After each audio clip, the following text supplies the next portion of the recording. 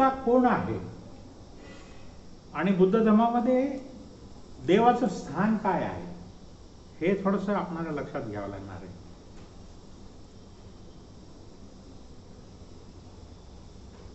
या ठिकाणी देवता भगवान बुद्धांना प्रश्न विचारायला येत आहेत, म्हणजे निश्चितच भगवान बुद्ध हे देवतेपेक्षा श्रेष्ठ आहे, हे लक्षात घ्यायचं.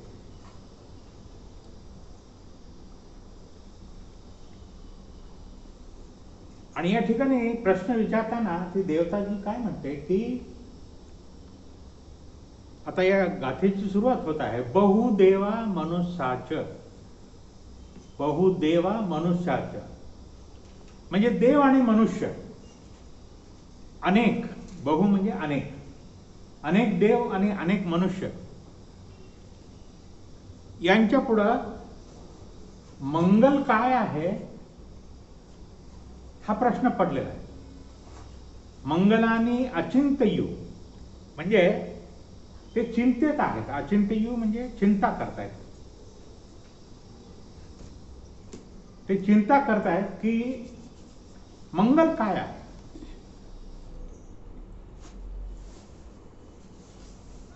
आकांक्षमाना शोथानं, आकांक्षमाना शोथानं म्हणजे आमची सर्वांची आकांक्षा आहे, आमची अपेक्षा आहे, आमची आकांक्षा आहे. आकांक्षमाना शोथानं, शोथानं म्हणजे आमच्या सुरक्षेसाठी, आमची अपेक्षा आहे की आमच्या सुरक्षेसाठी ब्रूहि मंगल उत्तमं, ब्रूहि म्हणजे सांगा, ब्रूहि म्हणजे सांगा की उत्तम मंगल कोणतं आहे आमच्या सुरक्षेसाठी, आमच्या सुखासाठी कोणतं उत्तम मंगल आहे ते सांगा. असा प्रश्न ही देवता विचारते आहे. आणि ही कोणाचं प्रतिनिधित्व करत आहे? मनुष्यांचं आणि देवतांचं, या दोघांचे प्रतिनिधित्व करणारी ही देवता आहे. आता ह्या देवलोकाच्या ज्या अवस्था आहेत तर त्या कशा निर्माण होतात? आपण सुद्धा देव होऊ शकतो, आपण सुद्धा त्या अवस्थेमध्ये जाऊ शकतो.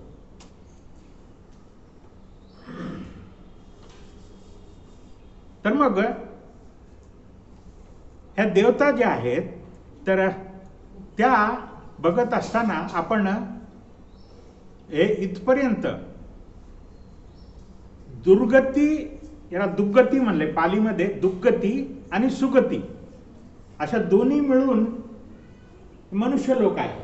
हे सगळं मनुष्य लोक म्हणजे आपल्या माणसाच्या एवढ्या अवस्था आहेत. माणूस काही साधा माणूस नाही आहे, तर तो या एवढ्या अवस्थेमधून जात असतो.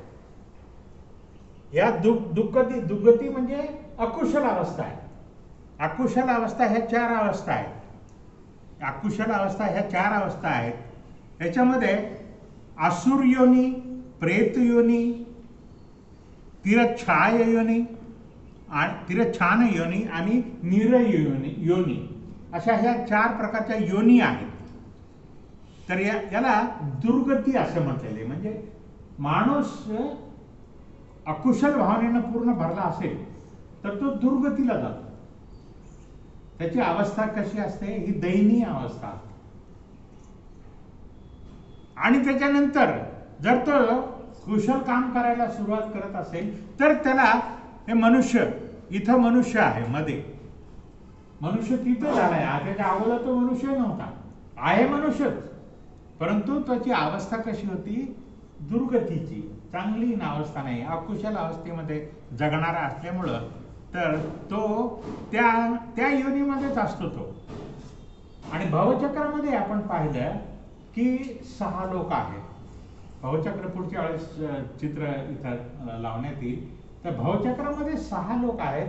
तर त्याच्यामध्ये मनुष्य लोक आहे, प्राणी लोक आहे, प्रेत लोक आहे, नरक लोक आहे, आणि असुर लोक आहे आणि देव लोक आहे. तर त्याच्यामध्ये हे लोक म्हणजे काय आहे? या भवचक्रामधल्या आपल्या अवस्था आहेत, आपल्या मनाच्या अवस्था. आपणाला कधी देवासारखं वाटतं, आपणाला कधी असुरासारखं वाटतं, आपणाला कधी प्राण्यासारखं वाटतं, आपण कधी नरकात गेल्यासारखं वाटतंय आपणाला, आपण कधी प्रेत लोकांमध्ये गेलो असं वाटतंय आपणाला. म्हणजे आपल्या मनाच्या अवस्था आहेत या, हे दुसरं दिसतं काही नाही आहे. त्या आपल्या मनाच्या अवस्था आहेत. आणि त्या मनाच्या अवस्था कशा आहेत, याच्यामध्ये काही सुगतीकडे नेणारे आहेत, काही दुर्गतीकडे नेणारे आहेत. देवलोकाकडे नेणाऱ्या म्हणजे सुगतीकडे नेणारे आहेत, आणि नरक लोकांकडे नेणाऱ्या अवस्था म्हणजे दुर्गतीकडे नेणाऱ्या अवस्था आहेत. तर आपली ही अवस्था नेहमी बदलत असते. आपल्या मनाची अवस्था आपण पाहिलं की आपलं मन एकच विचार करत नाही. एखादा विचार येतो, परंतु काही वेळानंतर दुसरा विचार येतो, काही वेळानंतर तिसरा विचार येतो. अशा प्रकारे आपलं विचारचक्र जे आहे ते बदलत राहतं. आणि त्याच्यामुळे आपली मानसिक अवस्था देखील बदलत राहते. आपली मानसिक अवस्था एकाच प्रकारची राहत नाही. आपली मानसिक अवस्था ही बदलत असते. कशावर? त्याच्या अवलंबून आहे तुमच्या कुशल कर्मावर. आणि तुमचे कुशल कर्म जे आहेत ते कायाचे, वाचेचे आणि मनाचे कर्म कोणते करत असतो आपण? या 3 प्रकारे कर्म करत असतो, काया, वाचा आणि मन. याच्या माध्यमातून आपण कर्म करत असतो. तर कायेचे कुशल कर्म, वाचेचे कुशल कर्म आणि मनाचे कुशल कर्म, या अर्थानं आपण जर पाहिलं तर आपला विशेषतः मनामध्ये सतत बदल होत राहतो. मन सतत बदलत राहतं आणि आपले विचार देखील त्याप्रमाणे बदलत राहतात. म्हणजे कुशल विचार कधी येतात, कधी अकुशल विचार येतात. परंतु जर जास्तच अकुशल विचार येत असले तर आपण काय करत असतो, या योनीमध्ये या अवस्था आहेत आपल्या. माणूसच आहे, परंतु तो असुर योनीमध्ये आहे, प्रेत योनीमध्ये आहे, तिरछान योनीमध्ये आहे आणि निराय योनीमध्ये आहे. आणि मग मनुष्य थोडासा कुशल अवस्थेमध्ये गेल्यानंतर तो कुशल अवस्था जास्त विकसित करत असतो. आणि त्या कुशल अवस्था 7 आहेत. त्याला सुगती असं म्हटलेलं आहे. सुगती असं म्हटलेलं आहे, म्हणजे हॅपी स्टेट्स म्हटलंय. सुखाची अवस्था. आणि ही दुःखाची अवस्था. दुर्गती म्हणजे दुःखाची अवस्था आणि सुगती म्हणजे सुखाची अवस्था. तर सुखाच्या अवस्थेमध्ये तो मी पूर्ण आता डिटेलमध्ये सांगत नाही, इथं लिहिलेलं तुम्ही बघून घ्या नंतर. तर ह्या 7 अवस्थेमध्ये तो जातो. ह्या 7 अवस्थेमध्ये गेल्यानंतर तो कोणत्या अवस्थेमध्ये? आता तो देवलोकाकडे चाललेला आहे. सुगतीकडे जाणं म्हणजे कुशल कर्म करत राहणं, आणि कुशल कर्म करत राहणं म्हणजे तुम्ही देवलोकाकडे जाता. तर हे देवलोकच आहेत.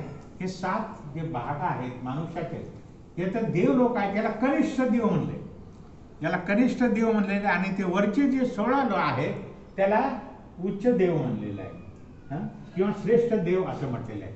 तर अशा प्रकारे हे पण देवलोक आहेत, परंतु ते कसे आहेत?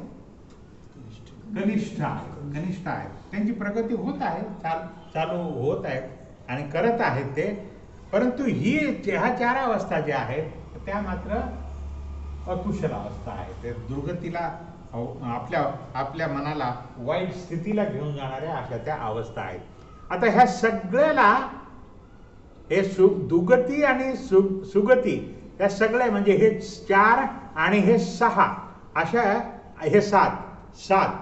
तर याच्यामध्ये हे 11 जे आहेत, हे 11 ह्या सगळ्या अवस्था याला कामलोक असं म्हटलंय. कामलोक, या सगळ्या अवस्था ज्या आहेत त्याला कामलोक असं म्हटलेलं आहे. आता आपण हा शब्द घेऊया, त्रैलोक्य. हा पूर्वी आपलं नाव होतं त्रैलोक्य बौद्ध महासंघ सहाय्यक गण. तर त्रैलोक्य का ठेवलं होतं भन्तेंनी नाव? भन्तेंनी हे नाव ठेवलेलं होतं त्रैलोक्य. नंतर बदलून आता पूर्ण जगामध्ये त्रिरत्न ठेवलेलं आहे. परंतु त्रैलोक्य नाव ठेवत असताना सुद्धा त्यांच्या पुढं हा प्रश्न होता की माणसाच्या विकासाच्या अवस्था, माणसाच्या विकासाच्या अवस्था आहेत. एक आहे अविकसनशील अवस्था, दुसरी विकसित अवस्था, विकसनशील अवस्था, आणि तिसरी आहे विकसित अवस्था. अशा ह्या 3 अवस्था याला त्रैलोक्य असं म्हटलेलं आहे. म्हणजे कामलोक ही अविकसित अवस्था आहे. कामलोक ही अविकसित अवस्था आहे. इकडं ही दुसरी अवस्था आहे, त्याला रूपलोक म्हणतात, ही विकसनशील अवस्था आहे. आणि ही तिसरी अवस्था जी आहे अरूपलोक, त्याला विकसित अवस्था असं म्हटलंय. या मनाच्या अवस्था आहेत सगळ्या, या सगळ्या मनाच्या अवस्था आहेत. एक अविकसित आहे, एक विकसनशील आहे आणि तिसरी आहे विकसित अवस्था. या तिन्हीला मिळून त्रैलोक्य असं म्हटलेलं आहे. त्रैलोक्य त्यालाच म्हणतात. या मनाच्या अवस्था आहेत आणि ह्या मनाच्या अवस्था आपल्या आहेत. आपण त्याच्यातून जातो आहोत, परंतु आपल्याला ते लक्षात येत नाहीये की आपण त्याच्यातून जातो आहोत. तर याच्यामध्ये ह्या ज्या 11 अवस्था आपण पाहतो आहोत, तिथं देवलोक सांगितले त्याने. देवलोकाच्या 6 आहेत आणि मध्ये एक मनुष्य लोक आहे, ती पट्टी जी त्याला मनुष्य लोक म्हटलेलं आहे. तर मनुष्य लोकाच्या वर 6 प्रकारचे हे कनिष्ठ देवलोक आहेत. त्याला देवलोक तिथे लिहिलेलं आहे. आणि हे खाली जे आहे त्या दुःखी अवस्था आहे, दुगती ज्याला म्हणलंय. आता हे कामलोकामध्ये आपण जेव्हा ध्यान करत असतो, आपण आता कामलोकामध्ये आहोत, आपण अजून रूपलोकामध्ये गेलेलो नाही. त्या पुढच्या अवस्था आपल्याला अजून गाठता आलेल्या नाहीत. तर ह्या सगळ्या अवस्था ज्या आहेत त्या ध्यानातून तुम्हाला प्राप्त करता येऊ शकतात.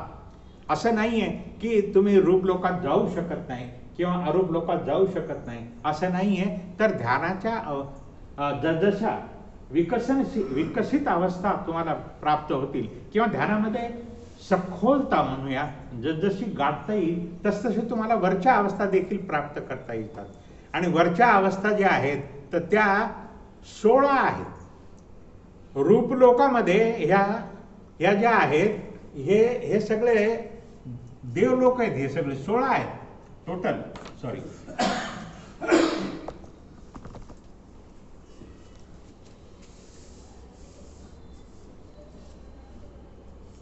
म्हणजे कनिष्ठ देवलोक किती आहेत? 6 आहेत. आणि श्रेष्ठ अजून त्याच्यापेक्षा श्रेष्ठ 16 आहेत. म्हणजे एवढ्या अवस्था ज्या आहेत ह्या आपण देखील प्राप्त करू शकतो, हे मात्र लक्षात घ्यायचंय. कारण हे सगळं आपल्यासाठीच आहे. मनुष्य लोकांची अवस्था ही अशी आहे, खूप चांगली अवस्था आहे की त्याच्यामध्ये तुम्हाला विकास करता येतो. देवलोकाच्या अवस्थेमध्ये तो तिथंच राहतो, तो विकास करत नाही, त्याला बुद्धत्व प्राप्त होत नाही, तो तिथंच राहतो. परंतु मनुष्य काय, तो दुःखामध्ये आहे आणि त्याला सुखाकडे जाण्यासाठी त्याला संधी आहे आणि म्हणून तो प्रयत्न करत असतो. म्हणून मनुष्य लोकाची अवस्था, ह्या 6 लोकांमध्ये मनुष्य लोकाची अवस्था चांगली अवस्था आहे. त्याच्यात जास्त बीज आहेत म्हणतात, बुद्धत्वाची बीज मनुष्य लोकांमध्ये जास्त आहेत. आणि म्हणून आपण असं समजायचं नाही की देवलोकात आपण नाही गेलो म्हणजे आपण फार कनिष्ठ आहोत. नाही, आपल्याला संधी आहे. देवलोकामध्ये एकदा माणूस गेला की तो मग खाली येत नाही आणि त्याला तो वरही जात नाही, खाली येत नाही, तो आपल्या सुखी समाधानी अशी त्याची अवस्था आहे. आता आपल्या ह्या संसारामध्ये, या जगामध्ये आपण जर देवलोकाच्या अवस्थेमध्ये पाहिलं तर ज्याच्याकडे गाडी आहे, बंगला आहे, मोठे 2-3 माळे झालेले आहेत, आणि सगळं काही करतो, तो संध्याकाळी दारूची बाटली घेऊन येतो, संध्याकाळी घरी पित राहतो. बस ही त्याची अवस्था आहे. त्याला वाटतं हे जीवन आहे, याला जीवन म्हणतात असं त्याला वाटतं. परंतु गरीब माणूस जो आहे तो पिल, काही थोड्या वेळ पिल, थोडे दिवस पिल, परंतु एवढ्या भारीच्या बाटल्या तो आणणार नाही घरी. आणि तो दुःखामध्ये आहे आणि त्याला दुःखातून बाहेर पडायचं आहे. त्याला आपलं जे कुटुंब आहे त्या कुटुंबामधून त्या कुटुंबाला सुखी करण्यासाठी तो प्रयत्न करत असतो, त्याच्यामध्ये तो दुःखी असतो. अशी आपली ही अवस्था आहे. परंतु अशा अवस्थेमधून जर आपण ध्यान करू लागलो, कारण ध्यान हे फुकट आहे पण तुम्ही करायचं, फुकट आहे पण तुम्ही करायचं, दुसरं कोणी तुम्हाला आणून देणार नाही. फुकट आहे, हे घे आता, तिथं ढीग लागला मी तुला आणून देतो, असं मात्र नाही. फुकट आहे पण तुम्हालाच करावं लागेल, तर त्याचा फायदा तुम्हाला होईल. तर ध्यानामधून मग तुम्ही वरच्या रूपलोकामध्ये जाता. ही जी दुसरी हे लोक, हे देव कामलोक झाले, हे रूपलोक आहे. हे रूपलोक म्हणजे ध्यानाच्या अवस्था आहे. तर ध्यानाच्या 4 अवस्था सांगितल्या. ध्यानाच्या 4 अवस्थांमध्ये तुम्ही रूपलोकामध्ये हे 16 देवलोक आहेत, त्या 16 देवलोकाच्या अवस्थात तुम्ही प्राप्त करू शकता. आपण देव बनू शकतो, दुसरं कोणी देव बनू शकत नाही. हिंदू धर्मामध्ये देव तुम्ही बनू शकत नाही, फक्त देवाचं ऐकायचं आहे. इथं तुम्ही देव बनू शकता, तुम्हाला जर इच्छा असेल तर. तर या ठिकाणी मग या 4 ध्यानाच्या अवस्था सांगितल्या. त्याला इथं प्रथम ध्यान भूमी असं म्हटलं. प्रथम ध्यान भूमी, त्यानंतर द्वितीय ध्यान भूमी, तृतीय ध्यान भूमी हे पालीमध्ये, आणि चतुर्थ ध्यान भूमी म्हणजे प्रथम ध्यान, द्वितीय ध्यान, तृतीय ध्यान आणि चतुर्थ ध्यान, अशा 4 ध्यानाच्या अवस्था आहेत. एकेका ध्यानामध्ये तुम्हाला वर जाता येतं. जर कोणी आता आपल्याला, तुम्ही माझ्या ध्यान शिबिराला जर येत असाल तर त्याच्यामध्ये डिटेलमध्ये मी सांगणार आहे तिथं की आपण ह्या 4 त्याच्यामध्ये पहिली अवस्था कशी प्राप्त करू शकतो, दुसरी कशी करू शकतो, तिसरी कशी करू शकतो आणि चौथी कशी करू शकतो, हे त्या ठिकाणी विस्तारानं मला सांगता येईल. या ठिकाणी वेळ नाही आहे तेवढा.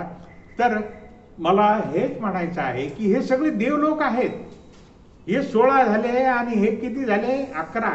16 आणि 11 किती झाले, किती झाले, 27. आणि हे वरच्या 4, आणखी ह्या वरच्या जे अतिश्रेष्ठ, या 4 अवस्था आहेत अतिश्रेष्ठ, त्याला अरूप लोक म्हणलंय. अरूप लोक म्हणजे 3 लोक झालेले आहेत, एक कामलोक, एक रूपलोक आणि तिसरा अरूप लोक. तर ह्या अरूप लोकांमध्ये 4 अवस्था आहेत आणि टोटल किती झाल्या मग, 27 आणि 4, तर 31 देवलोक आहेत, 31 देवाच्या अवस्था आहेत. परंतु या 31 देवांच्या अवस्था असल्या तरी, म्हणजे इथपर्यंत आपली अवस्था देवलोकामध्ये गेलेली असली तरी मनुष्य आणि देवलोक हे दोघांनाही अडचण झालेली आहे. त्यांना प्रश्न पडलेला आहे की सुखी कसं जगायचं, सुख कसं प्राप्त करायचं, मंगल कोणत्यात आहे, अमंगल कोणत्यात आहे, हे समजत नाहीये त्यांना. आणि त्यांच्यामध्ये बऱ्याच डिबेट्स होत आहेत, देवलोकांमध्ये होत आहेत, मनुष्य लोकांमध्ये चर्चा होत आहेत की कोणतं सुखाकडे नेणारी कोणती अवस्था आहे. तर हे त्यांना अजून कळत नाही आहे, ते संभ्रमात आहेत. आणि त्याच्यामुळं देवता, त्यांचं प्रतिनिधित्व, या मनुष्यांचं आणि देवतांचं प्रतिनिधित्व करणारी जी देवता आहे ती भगवान बुद्धाकडे येत आहे. आणि असं म्हणतात की भगवान बुद्ध दररोज देवलोकांना मार्गदर्शन करत असत. ते कधी करत असत, आपण झोपल्यानंतर, आपली झोपेची अवस्था, आणि त्यावेळेस बुद्ध जागत असत.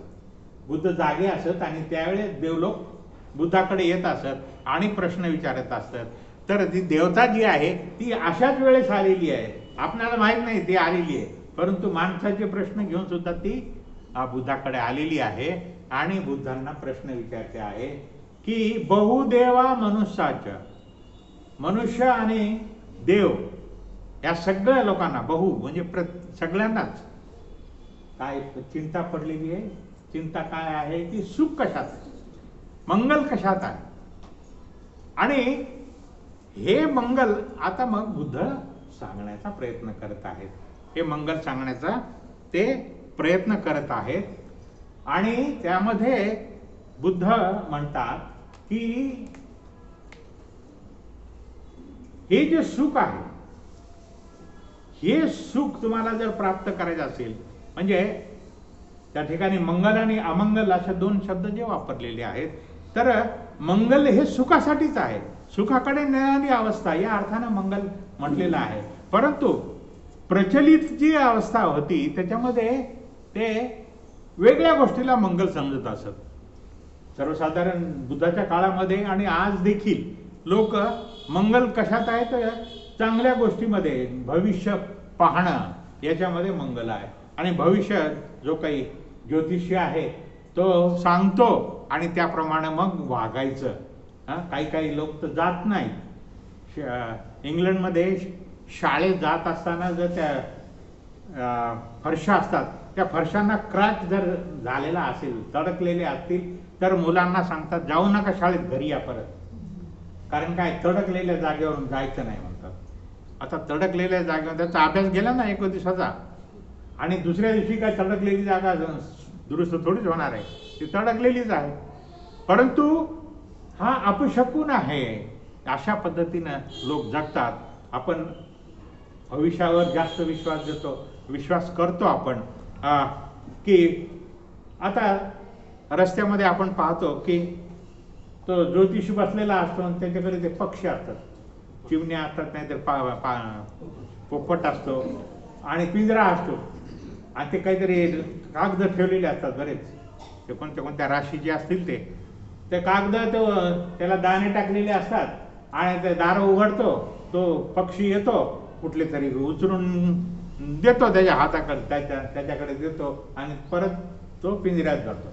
आणि मग आता त्या कागदावर लिहिलेलं जे काही आहे ते आपलं नशीब, आणि ते कोणी काढलंय, त्या चिमणीनं काढलंय किंवा पक्षाने काढलं. आपण वाटतं हो बाबा हे असंच आहे, आणि आता ते म्हणतात की तुमची सध्या फार दुर्दशा आहे, तुम्ही फार कोणत्या राहून केतून काय काय ते याच्यामधून जात आहात तुम्ही, आणि आता फार कठीण आहे तुमचं. मग असं करा, एवढी दक्षिणा द्या, आणि मग त्याच्यामध्ये तुमचं सगळं मी दुरुस्त करेल.